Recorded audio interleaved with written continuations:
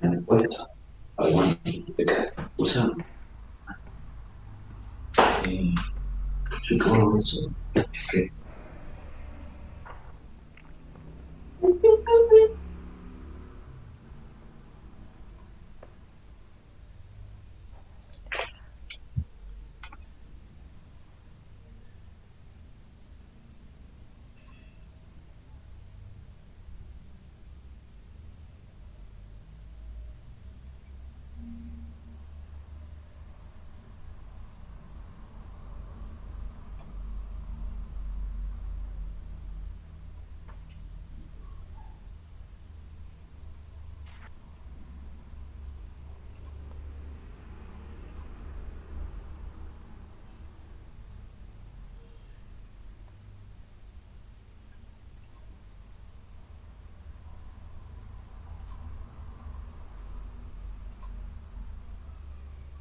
Buen día, chicos, ¿me escuchan ahí?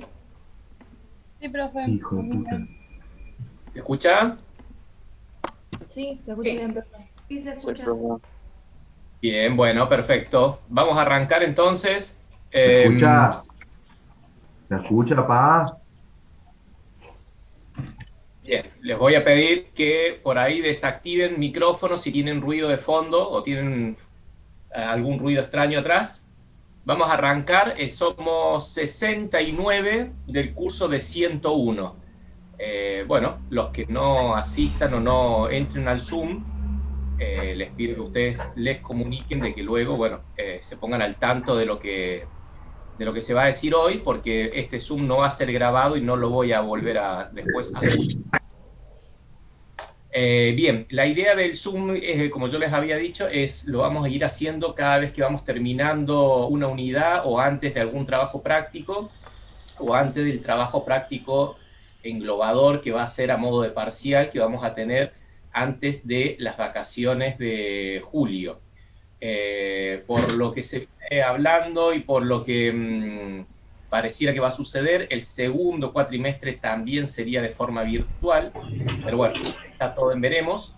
Yo cuando tenga alguna novedad en concreto de parte de la cátedra, me comunicaré se los comunicaré por el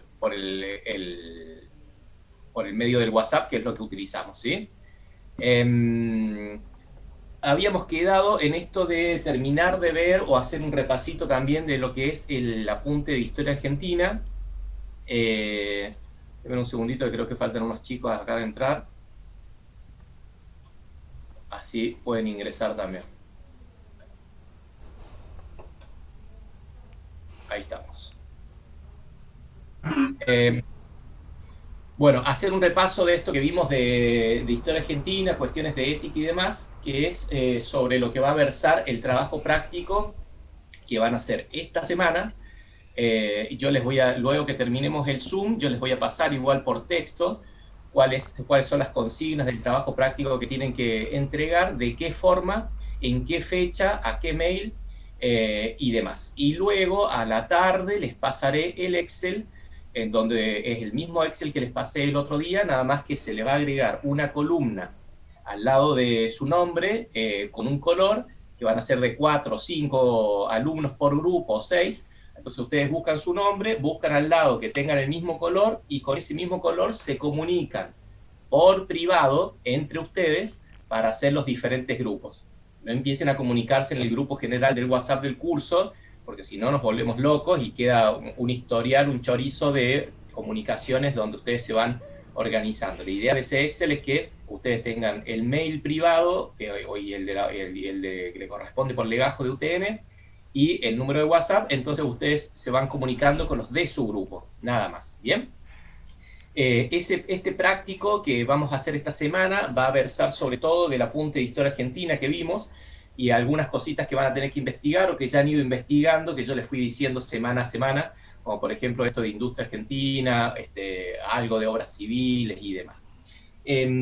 Para terminar de repasar esto del apunte de historia argentina, ya habíamos visto, creo que era la parte de sindicatos, ya lo habíamos visto, esto con algunos problemas que podían llegar a tener los sindicatos, sobre todo por cuestión de lapsos de tiempo de los principales secretarios generales, y algunas cosas también de qué pasa cuando se hace tan fuerte un sindicato que se vuelve...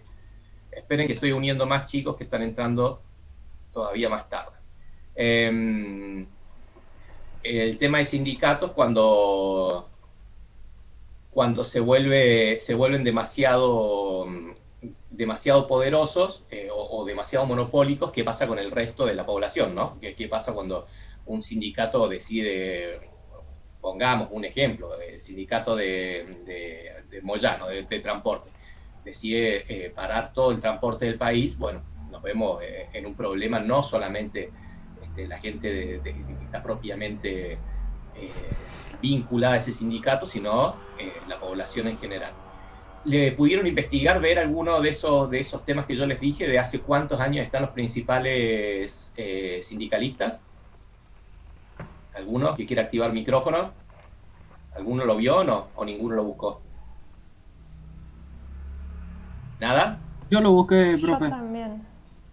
A ver, Juan o Victoria. Que empiece él si quiere.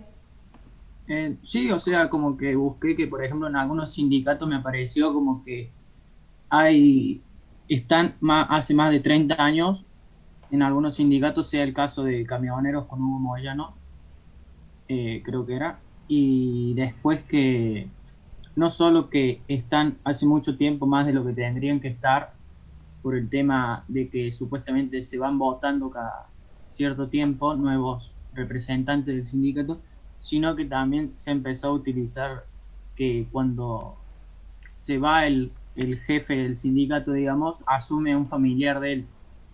Bien. En vez de una votación, digamos. Bien. Mestres, ¿habías dicho vos? Sí, yo busqué, o sea, tengo varios, pero bueno, algunos de los más importantes, Gerardo Martínez de la UOCRA, hace alrededor de 30 años. Después tengo, bueno, Hugo Moyano también, como dijo él. Luis Barrio Nuevo, alrededor de 35 años. Renuevos de gastronómicos, para los que ustedes no sepan. Sí. Bien. Bueno, y tengo un par más, no sé si quiere que los diga o... 2 o 3 ejemplos más para dar un paneo general, digamos. Bueno, tengo Rafael Mancuso de Luz y Fuerza, ese hace poco, 5 años. Bien. Tengo el de Petróleo y Gas Privado, Guillermo Pereira, 36 años. Omar Viviani de Peones Taxis, 38 años. Bueno, y tengo un montón más, pero esos son algunos. Cavalieri ahí, también tiene que estar el de Justicia y demás. Se fija el resto de la clase, ¿no? La cantidad de años, estamos hablando de más de 20, 25, 30, 35 años, la misma persona en el poder representando al gremio, ¿no? Eso, ¿qué les parece a ustedes? ¿Está bien? ¿Está mal? ¿O se han hecho la pregunta ¿por qué? ¿Por qué llevan 30 años, 35 años? ¿Tienen tanta vocación de ayuda, tanta vocación de compañerismo? ¿O qué creen que pasa ahí en el medio para que se eternice en el poder una sola persona? ¿Nadie? Y se van votando. Yo creo que no está bueno. A ver, Martina, te escucho. O sea, yo creo que no está bueno que siempre el poder esté en una sola persona, ya que no hay cambio en la situación, o sea, siempre va a estar las decisiones bajo de una sola persona, con una ideología política de una forma. Bien, Martín. Claro, eso, Martín. va a ser siempre la misma idea, no, nunca va a cambiar nada. Y aparte se van votando entre ellos y como que se hace muy monopólico. Bien. ¿Buscaron por las dudas cuánto cobran estos líderes sindicales? ¿O si lo hacen ad honorem, solamente por la ayuda al prójimo? Obvio que no. O sea, Eso también es un motivo que están tanto tiempo. Bueno, Muchos se enriquecen ilícitamente. bueno, y bueno, si tienen esa sensación, ¿no? Que creo que puede ser verdad o no, pero es una sensación que creo que la tenemos todos. acá viene la gran pregunta de la materia. ¿Por qué creen que sigue todo así? ¿Por qué creen que hace 30, 35 años los sindicatos están siendo manejados por exactamente las mismas personas? ¿Se lo han preguntado? Yo considero, profe, que también depende un poco del sindicato. Por ejemplo, en el caso de Hugo Moyano con camioneros, le consiguió mucho el sindicato de camioneros. Tienen muchas cosas por parte que las ha conseguido Hugo Moyano en relación a los presidentes que han ido pasando, todo. Como que les ha conseguido muchas cosas positivas a camioneros. Entonces de ahí también se desprende que no quieran que deje de estar al frente y bueno, él asume ya como que otro tipo de poder. Muy bien, Juan, muy bien, sí. Muchas veces va ligado también a las campañas políticas o ideologías políticas. Y acá con lo que dice Juan, cuando un líder o un secretario general le consigue muchas ventajas a los afiliados del sindicato, bueno, obviamente que se vuelve más fuerte y se perdura en el tiempo. Yo les había dado también un artículo de ahí que había salido creo que hace 1 o 2 años de lo que era el sindicato Luis Fuerza, precisamente con EPEC en la provincia, en la ciudad de Córdoba, en donde mostraba el poder que puede llegar a tener un gremio cuando es monopólico y a la vez se vuelve demasiado fuerte, ¿no? Y ahí yo quería que hicieran hincapié porque lo que dice Juan es correcto. O sea, si yo trabajo para EPEC, ¿qué más quiero? Que mi sueldo sea altísimo, yo ganar muchísima plata y tener muchas concesiones. En una época tenían el servicio de luz gratis, después lo sacaron, pero tienen muchas otras concesiones, pero los sueldos son realmente buenos, son realmente altos. Entonces, ¿qué más quiero yo, si yo soy empleado de PEC, de que mi sueldo sea abultadísimo y yo ganar mucha plata? Pero ahí en ese artículo, que lo que me interesaba que ustedes vieran, era cómo se desequilibra la balanza con el resto de la sociedad. En ese artículo lo que me gustó y lo que quería que ustedes vieran era que solamente el 1,8 de los empleados de PEC ganaba lo mismo o menos que todo el promedio de todos los trabajadores privados de la ciudad de Córdoba, de la provincia de Córdoba. Entonces ustedes tengan en cuenta de que si solamente el 2% de esa empresa gana lo mismo que todo el resto de nosotros, de los mortales, y el otro 98% gana por arriba, bueno, hay algo que está mal. Y es una empresa estatal. Hay algo que está desequilibrado. Por supuesto que lo ha ido desequilibrando el mismo gremio, logrando ventaja tras ventaja tras ventaja, pero llega un punto en donde se desequilibra tanto que está el resto de la sociedad acá y los trabajadores de ese sindicato acá arriba. A eso es lo que yo me refería y a eso es lo que nos interesa que podamos ir viendo qué es lo que afecta en ingeniería este tipo de cosas, o en ingeniería que ustedes van a llevar adelante, qué es lo que afecta y qué es lo que no afecta. Ustedes están precisamente en la parte de ingeniería industrial, ¿sí? O sea, para ser ingenieros industriales, si es que no se cambian de materia al medio de la carrera o demás. Pero fíjense, vamos a ir viendo un montón de cosas en cómo un sindicato puede afectar una producción de una industria, o la puede bloquear, o la puede mejorar, o puede lograr mejorar condiciones de higiene y seguridad y demás. Con pedido de sindicato puede lograr cosas buenas, pero a la vez puede ser que si no está de acuerdo la empresa con el sindicato, la industria, con una cierta área de industria, bueno, realmente se le ponen muy difíciles las cosas. Lo mismo pasa con el grupo que viene de ustedes, que son los chicos de ingeniería civil. Bueno, ingeniería civil, este tipo de cosas también afectan. Un partido político, qué tanta sintonía puede tener, si el gobernador de una provincia está en sintonía con el mismo partido político del que le toca ser presidente en ese momento, cuántos fondos le va a retornar a esa provincia para hacer obra pública, que es lo que hace un ingeniero civil, más allá de que por ahí lo saben para hacer edificios y demás, el fuerte de ellos es hacer obra pública, carreteras, puentes, diques, lo que sea. Bueno, yo ahí en el trabajo práctico les voy a dar algunas consignas que van a estar mezcladas, les voy a dar cosas de industrial, que es lo de ustedes, pero a la vez les voy a dar algunas cositas de civil, como por ejemplo que investiguen cuándo se empezó a hacer la circunvalación, que se logró terminar al año, todavía no se termina porque están haciendo los 3 carriles, cuándo se empezó a construir y cuándo se terminó realmente, cuántos años pasaron y cuántas inauguraciones tuvimos en el año 2018, 2017, 2018, 2019, que cada vez que hacían un tramo de 150 metros se venía una nueva inauguración. Bueno, ¿por qué va pasando eso y cómo afectan este tipo de cosas a la ingeniería, que es lo que yo le decía en un principio de clase, es una materia humanista que vamos a ver la ingeniería no focalizada en fórmulas matemáticas y demás, o de física, sino cómo la sociedad también afecta el trabajo y la forma de llevar a cabo cada una de las metas que ustedes van a tener. Otro ejemplo que se les va a pedir por ahí es que averigüen cuándo se hizo el último dique en Córdoba, que todos los años hablamos de sequía, que no tenemos agua. Bueno, son cuestiones de que la población sigue aumentando y si eso no está acompañado de obras civiles, siempre vamos a estar en problemas. Cuando vean cuándo se hizo el último dique, también se van a llevar una sorpresa. A ver que vemos algo acá que nos han puesto en el chat, alguna consulta. Si alguno quiere ir haciendo una consulta sobre lo que vamos hablando, activa micrófono de a uno para que no se mezcle todo y va diciendo en la consulta o la escribe acá en el chat. Acá hay alguien que da una opinión de corrupción en el país. Debería decidir el pueblo quién quiere el cargo en el sindicato. En realidad está bien, o sea, el sistema de votación está bien porque es un sistema democrático de votación. Cada afiliado de ese sindicato va a votar su líder. Lo que pasa es que no existe la prohibición, como por ejemplo sí existe en el máximo cargo que tenemos político en nuestro país, que es la presidencia. Ustedes tienen 2 mandatos, pueden estar 2 mandatos de 4 años, pero el tercero ya no se pueden postular. Tienen que dejar pasar un mandato y recién ahí volver a postularse. Eso no existe en el sindicalismo, entonces pueden ir haciendo todas las elecciones democráticas, porque se votan, pero pues pueden seguir haciendo durante 30 años, ¿bien? Acá pregunta también Magdalena, el tema es de dónde sale la plata para pagarles. La plata en principio sale del aporte sindical que le descuentan a cada trabajador por recibo de sueldo.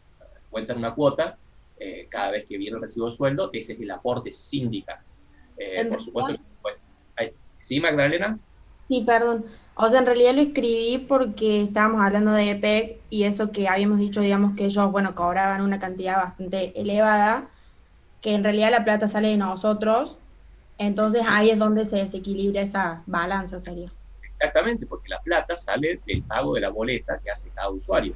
Por eso sus papás, me imagino, que deben decir, apagar la luz, si no estás viendo tele, apagar la tele.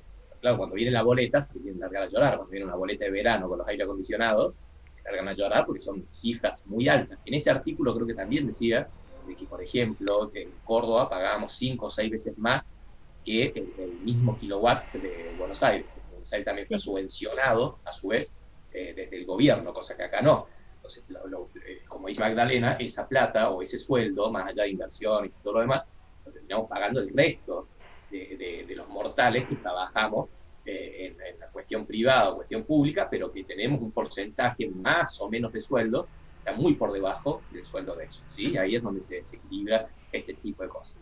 Pero bueno, hasta ahí era para que vieran por qué habíamos visto sindicalismo, por qué nacía. Yo les dije, una herramienta espectacular, ha logrado muchísimas cosas, muchísimas ventajas para lo que son los empleados, para afiliados, pero bueno, llega un momento que como toda herramienta, ustedes la pueden usar bien o pueden usar mal, y en algunos casos, bueno, puede haber algún tipo de problemas, que es lo que estuvimos charlando recién, y en algunos casos afecta a lo que ustedes van a hacer a la ingeniería de este tipo de forma. ¿Bien?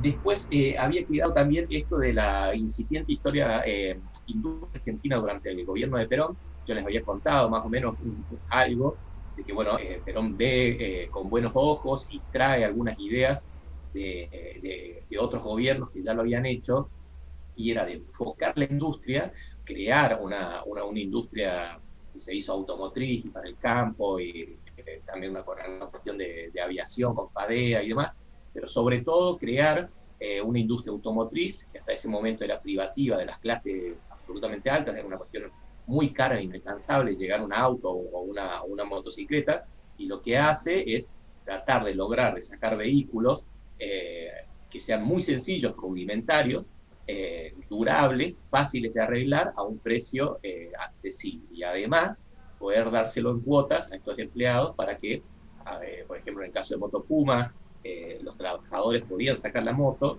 y la iban descontando por recibo de sueldo. Bueno, si ustedes no sé si habrán buscado, pero lo que era la Moto Puma primera o segunda serie, inclusive la primera trae pedales, o sea, es casi una bicimoto de lo que ustedes conocen hoy en día, ¿sí? Y la segunda no trae pedales, pero es más o menos ahí, una bicicleta con un motorcito que no gastaba nada, gastaba muy poquito, fácil de arreglar y que le permitía a los trabajadores ir y volver a los lugares de trabajo y pagarlo en cuotas. Lo mismo pasó con lo que fue el vehículo rastrojero para el campo, crear una pick-up, en ese momento que era Ford, Chevrolet, era realmente muy caro, crear una pick-up, una camioneta para la gente del campo, y lo mismo con el tractor Pampa, y algunos electrodomésticos, por ejemplo, de la firma Siam, que también sacó motonetas, no sé si habrán visto en la casa de algún abuelo, unas heladeras que tenían una palanca con una pelotita que si ustedes la abrían descalzo siempre le daban la corriente. Pero bueno, la idea era de esa industria, generar una industria nacional en principio, si bien se contaba por supuesto con algunas patentes extranjeras y demás, pero está la industria ICA también, industria Kaiser Argentina. La idea era eso, se creó una industria nacional donde salieron muchos productos de origen nacional, accesibles, baratos, duraderos y fáciles de arreglar. Después ahí en el práctico yo creo que investiguen un poquito más de qué es lo que fue esa industria y sobre todo qué pasó, por qué desapareció. Fíjense de los ejemplos que yo le di de motocicletas Puma, que hicieron primera, segunda y cuarta y quinta serie, o sea, 4 modelos.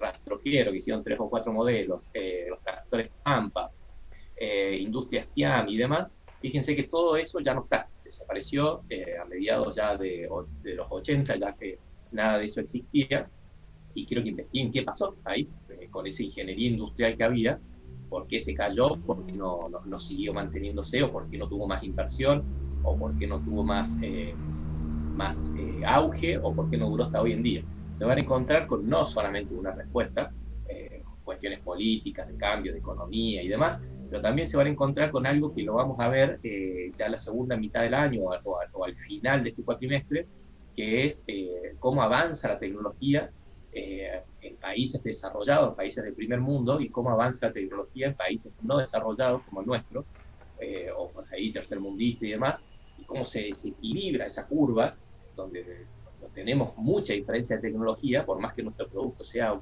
bueno, o durable o barato, cuando el otro país tiene una tecnología de punta que nos pasa por arriba, lamentablemente si no le podemos seguir el ritmo, tiende a desaparecer. Bien, eso lo vamos a ver con tecnología, pasa mucho en ingeniería, y que ese tipo de tecnología, lamentablemente, vivamos donde vivamos, no la podemos frenar, no la podemos refrenar porque en algún momento llega, y cuando llega deja obsoleto lo que nosotros tenemos, si no lo acompañamos con esto, con educación y demás. A ver, acá que nos consulta Tomás, nos dice: yo vi el Moto Puma, vivías trabajando para tener la moto, estudiar menores. Bueno, sí, eso también tenés parte de razón, Tomás. Antes llegar a tener un vehículo o inclusive llegar a comprar una heladera, por eso antes, cuando la gente se casaba, entre todos los familiares ponían plata para comprarle una heladera, eran cosas inaccesibles.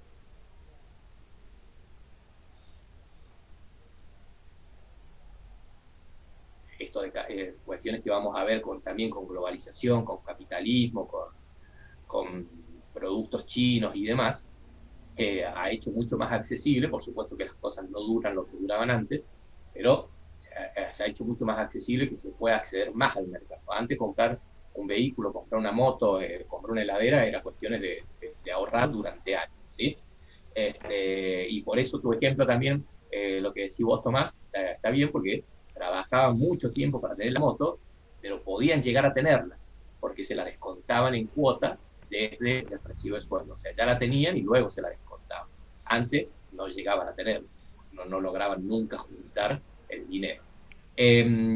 Bueno, eso respecto a industria. Y después estaba lo que era la tercera posición de Perón, que creo que más o menos se lo había explicado, pero llegó un momento, después de la Segunda Guerra Mundial, tenemos Guerra Fría, dos grandes bloques, la URSS por un lado, Unión Soviética, por otro lado Estados Unidos. Guerra Fría, siempre se están amenazando con Tercera Guerra Mundial, y ambos países, con sus sistemas económicos y políticos y ideales bastante diferenciados, van presionando al resto de los países para que se unan a uno o al otro bloque, o sea, a una ideología o a la otra. Lo que dice Perón crea o manifiesta eso de la tercera posición, en donde dice que si bien reconoce la existencia de estos dos grandes bloques mundiales, que hay un resto de países que tienen que mantener su soberanía y si bien tienen que reconocer estos dos bloques, se debe mantener afuera y pueden tener relaciones con uno o con otros bloques según les convenga al país por cuestiones económicas y demás. Por eso durante ese tiempo el país no firma gran parte de los tratados que, por ejemplo, quería que firmar Estados Unidos, como el FMI, el GATT, el IAR y demás. Y cuando cae Perón, automáticamente Argentina firma esta serie de tratados. Ahí me interesaba también que vieran desde cuándo venimos con este tema de los noticieros con el FMI, de que viene la misión del FMI, le pagamos al FMI, no le pagamos al FMI, el FMI no existe, tal cosa. Fíjense desde cuándo venimos con los mismos problemas, que no son cosas de ahora, no, fue de Macri, no, es de Alberto ahora, sino que venimos arrastrando el mismo tipo de problemas hace un montón de años, desde décadas. Bueno, Argentina firma esa serie de tratados, y después creo que terminaba el apunte, pero más allá de esta cuestión de militares que les había marcado, de que, bueno, llegamos a la Guerra de Malvinas por un montón de causas, pero también por causas esto de ya una imagen del ejército deteriorada también, y a la vez, por lo que dice el libro, dando casi un manotazo de ahogado para lograr la unión interna del país y limpiar un poco de imagen. Bueno, terminamos ahí en ese conflicto bélico. También habíamos estado ahí muy cerquita del conflicto de guerra con Chile, también con el canal de Beagle y demás. Pero más allá de esto, creo que el apunte de Historia Argentina me interesaba que vieran eso, sobre todo unitarios y federales, para que vieran más o menos también desde cuándo venimos con esta discusión de provincias contra Buenos Aires, porque Buenos Aires está por arriba. Fíjense, han pasado 200 años. Que vieran esto de los conflictos ferrocarriles, qué pasa con los capitales extranjeros cuando vienen a hacer una inversión en el país, que vieran esto de conflicto de Standard Oil, desde hace cuánto, no sé si ustedes recordarán, pero con el gobierno de Cristina antes de Macri se nacionalizó de nuevo YPF. Bueno, después se fue a juicio, se perdió el juicio, hay que pagar un montón de plata. No, sí, estamos apelando, pero fíjense desde cuándo que vienen los mismos problemas, o sea, hace 200 años que se repiten un montón de cosas que hacen a la industria del país. Por ejemplo, en estos días, creo que está hace más o menos 20 días parada para la producción de vaca muerta, que es de petróleo en el sur, en Neuquén, por otro tipo de protestas, y bueno, eso deja de generar millones y millones de dólares, que por ahí se podría solucionar de otras formas. Me interesaba también que vieran esto de doctrina Bravo, cómo se maneja internacionalmente un país con cuestiones de deuda, cuando un país nos viene a cobrar y hasta dónde nos puede cobrar o no, dependiendo de lo que nosotros pedimos. Me interesaba que viera sobre todo esto de, esto de los derechos sociales también que vimos, de que Perón logra pasarlos de ley, si estaba todo desperdigado en distintas leyes, logra darle jerarquía constitucional a estos derechos sociales de trabajo, de vacaciones, de enfermedad, de sueldo mínimo, de acceso a vivienda y demás. Y eso es importante porque quizás a ustedes no les interesa mucho, porque es más que una cuestión técnica de abogacía, pero darle jerarquía constitucional a ese tipo de derechos es ponerlo arriba, ya en la cúspide de lo que se llama la pirámide jurídica de Kelsen. Ustedes tienen todas las leyes de un país en una pirámide, en donde tienen arriba la más importante y luego van bajando en orden. ¿Bien? Entonces van a tener arriba la Constitución Nacional, luego van a tener leyes nacionales, luego van a tener leyes provinciales, luego van a tener ordenanzas municipales y luego algunas cosas de comunas o de municipios chicos, se llaman comunas o junta de vecinos. ¿Qué quiere decir esa pirámide? Que lo que está por arriba está por encima jurídicamente de todo lo que viene abajo. Entonces, si yo tengo algo en Constitución Nacional, una ley nacional no lo puede contradecir. No lo puede contradecir porque se vuelve anticonstitucional y no tiene aplicación. Entonces, si yo tengo una ley o un derecho en jerarquía constitucional, después no me lo pueden sacar con una ley nacional o una ley provincial o una ordenanza municipal. ¿Se entiende? ¿Sí? ¿No? Sí. Sí, profe. Bueno, sí, profe, perfecto. se entiende. Bien. Eso es una nota de color que yo les digo, porque yo vengo de la abogacía, pero es interesante ver, para que ustedes cuando escuchen, no, esa ley es anticonstitucional, ¿qué es lo que quiere decir? O de dónde sale. Bueno, también habíamos visto muy por arriba también esto de la ley de coparticipación y de dónde sale el dinero, el famoso dinero de asignaciones, de DNU, de madres y padres, de paz de hogar, a desempleo y demás. Bueno, ese dinero pues no sale de la nada, no es que uno abre una olla o tiene un Estoy árbol grabando, billete. si querés te paso después. Sale de o recaudación te cuento. o de emisión, que se llama emisión Dale. sin respaldo o emisión descontrolada.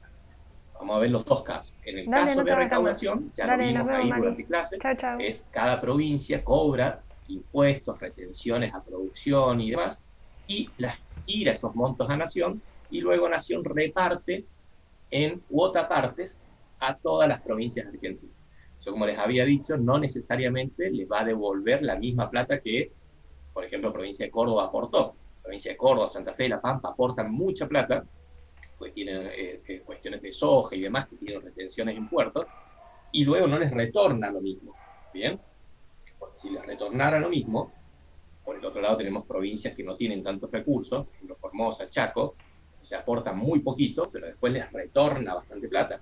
Entonces, si a cada uno le retornara lo mismo, no tendríamos plata para darle a las provincias que menos tienen, ¿se entiende? Entonces, Nación va equiparando, en principio, equiparando justamente y con un criterio de justicia para que todos los argentinos, que no importa la provincia que vivamos, tengan en principio los mismos derechos o los mismos accesos a justicia, salud, educación y demás. Esto les digo en principio, voy a hacer las comillas, pues bueno, hay casos que o no se cumple, o se demora, o viene más tarde el dinero, o viene menos de lo que tendría que venir.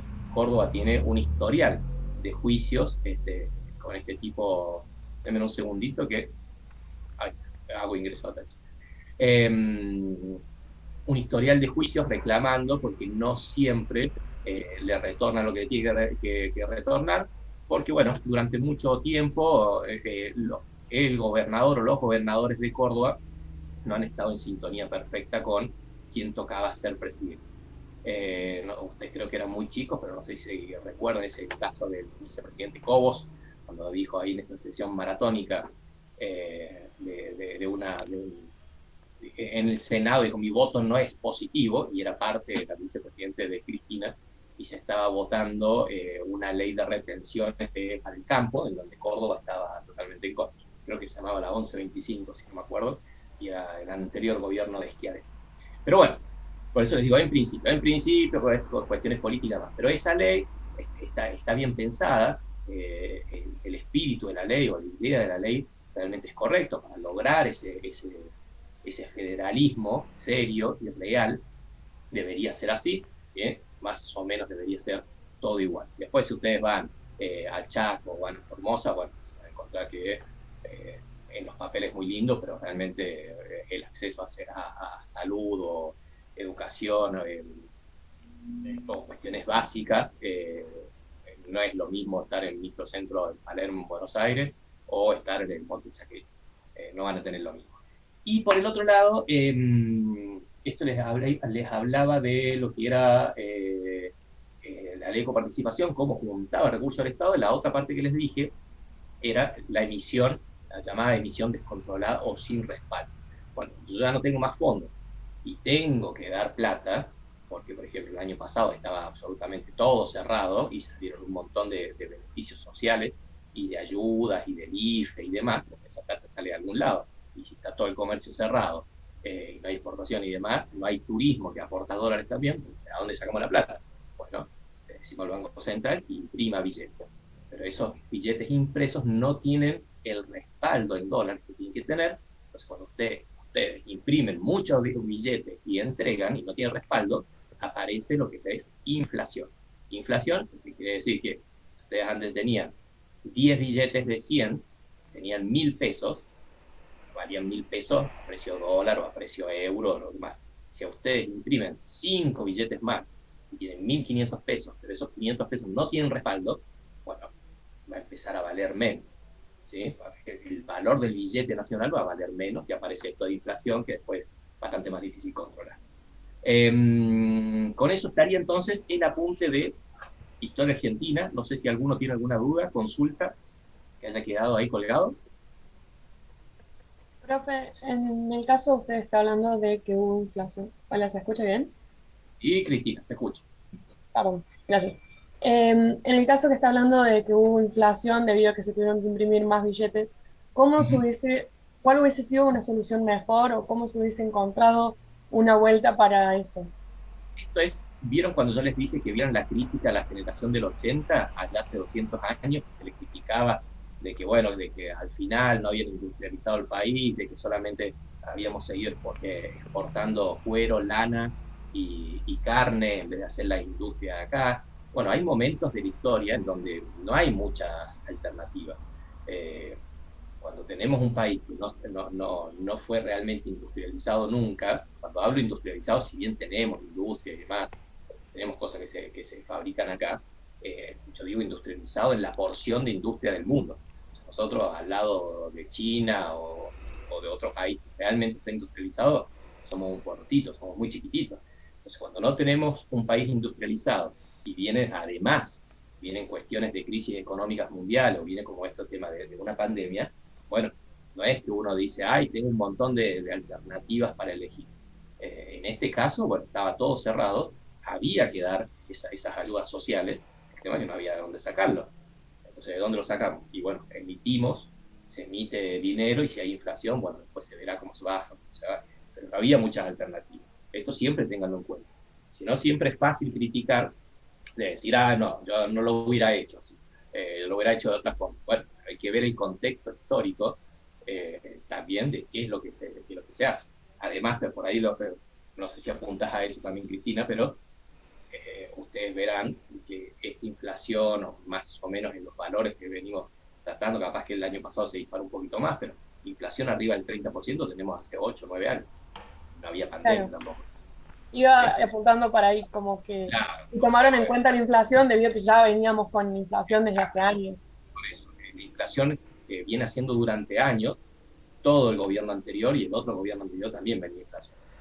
Nosotros en el estudio, para que ustedes se den una idea, todos tenemos algunas cuestiones de contrato de alquiler y demás, y yo vengo viendo actualizaciones de un año para otro, arriba en el 30% de inflación, te diré desde el año 2015, más o menos antes.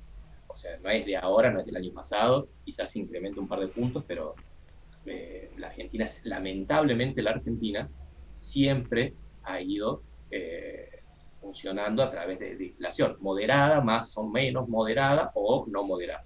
Pero ustedes fíjense que desde allá, desde que se hizo la conversión con Cavallo del 1 a 1, que si no me equivoco fue 92, 93, ustedes tenían un peso y era un dólar.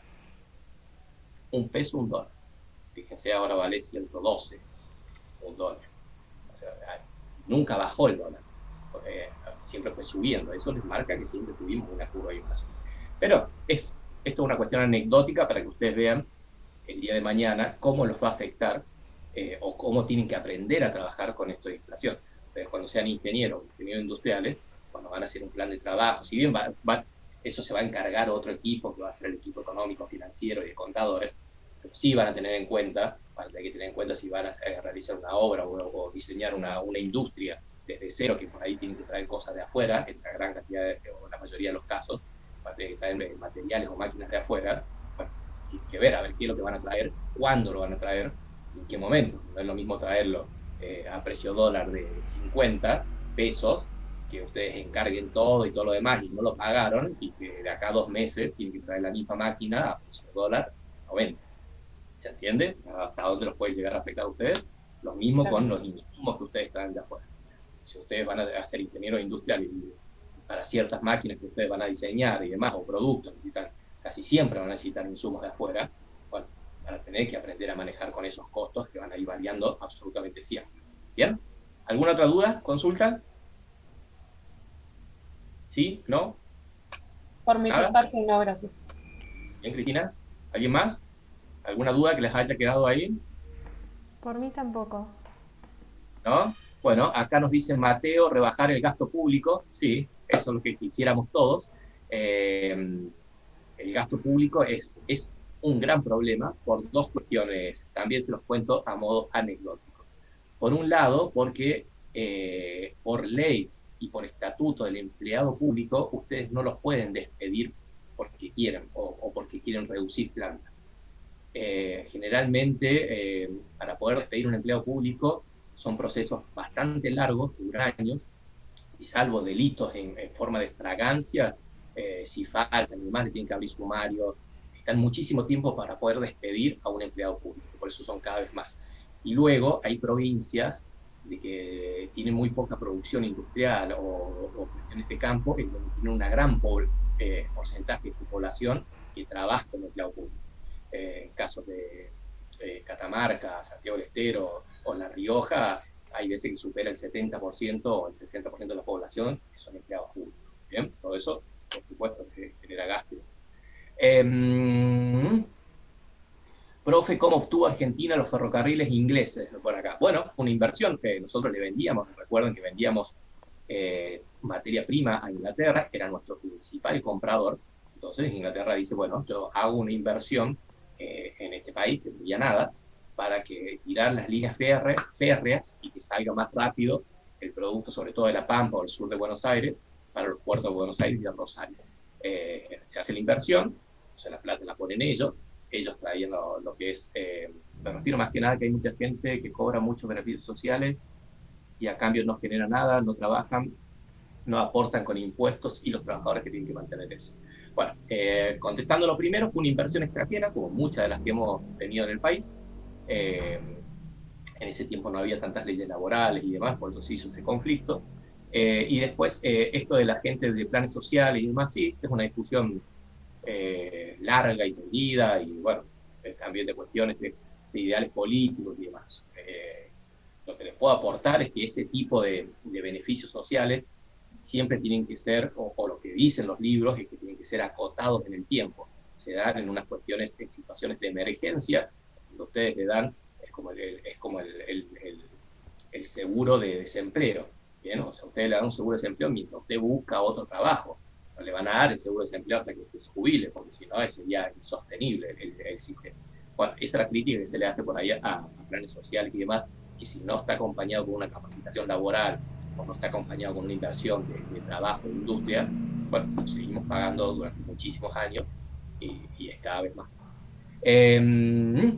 ¿Qué pasaría si se quisiera cambiar la moneda? O sea, si cambia de peso a dólar, ¿cuánto tiempo llevaría? ¿O sería imposible? No, no sería imposible, Valentín.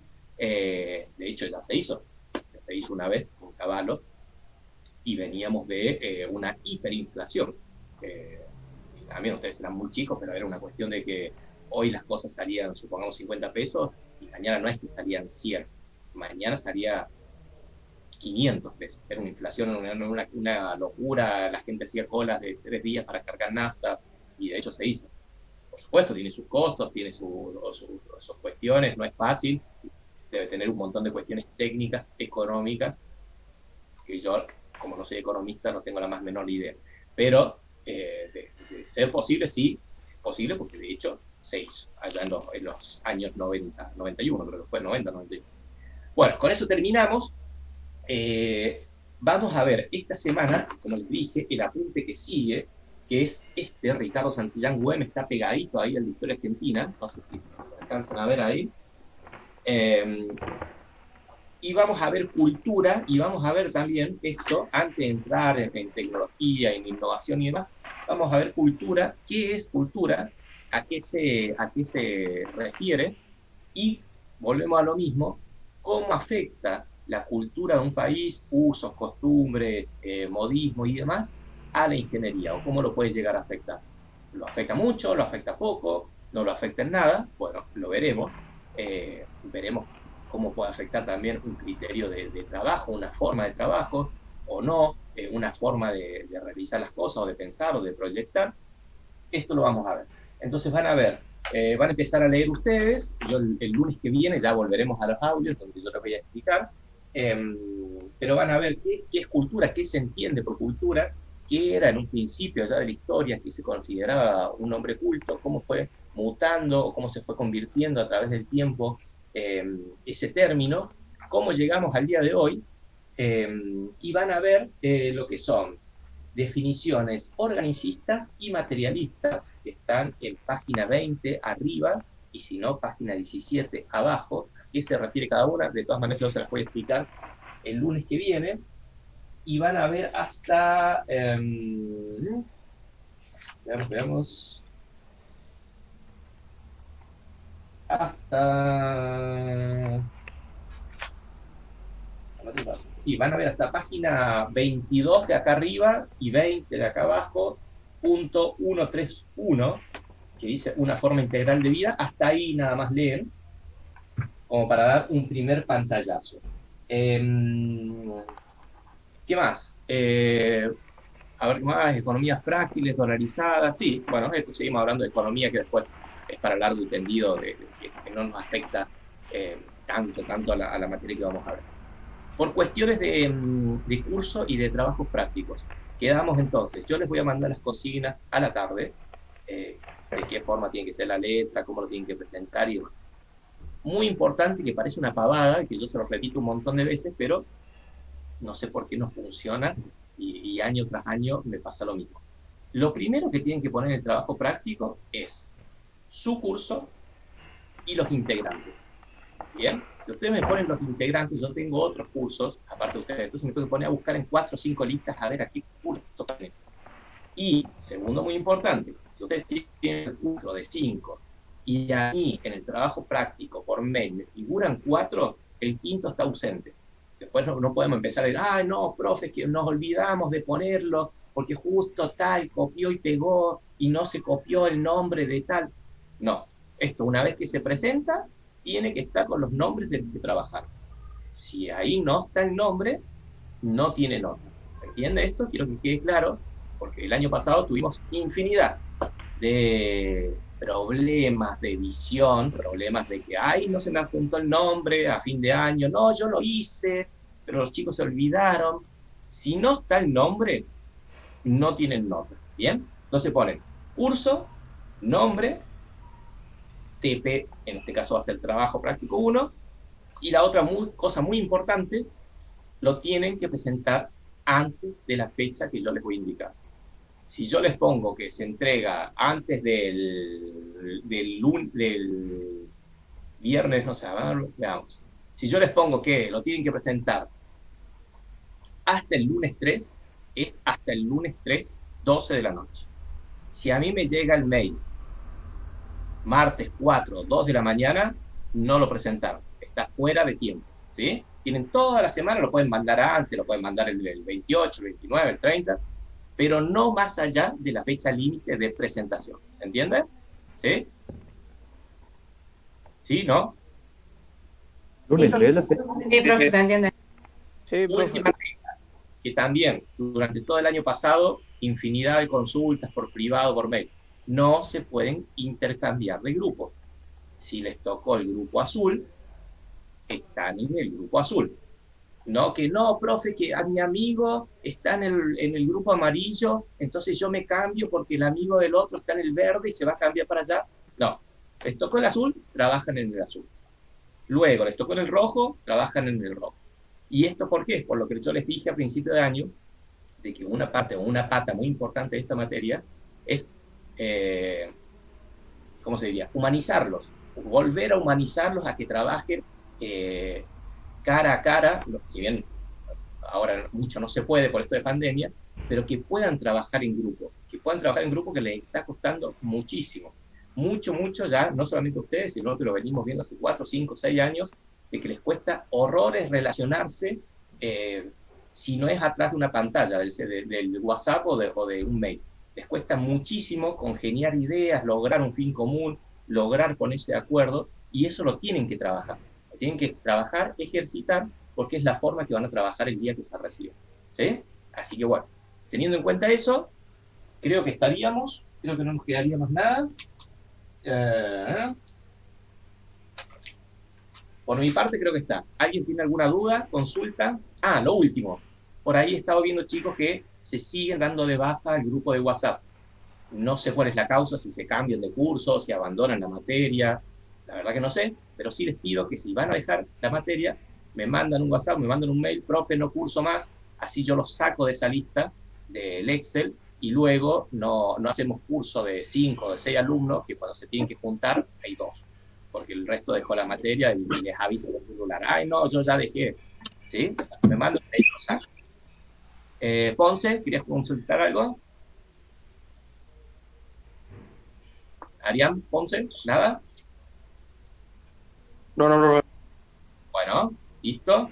Bueno, ¿algo más? ¿Alguna otra duda, consulta? De todas maneras queda abierto el canal de grupito de WhatsApp que tenemos ahí en el curso.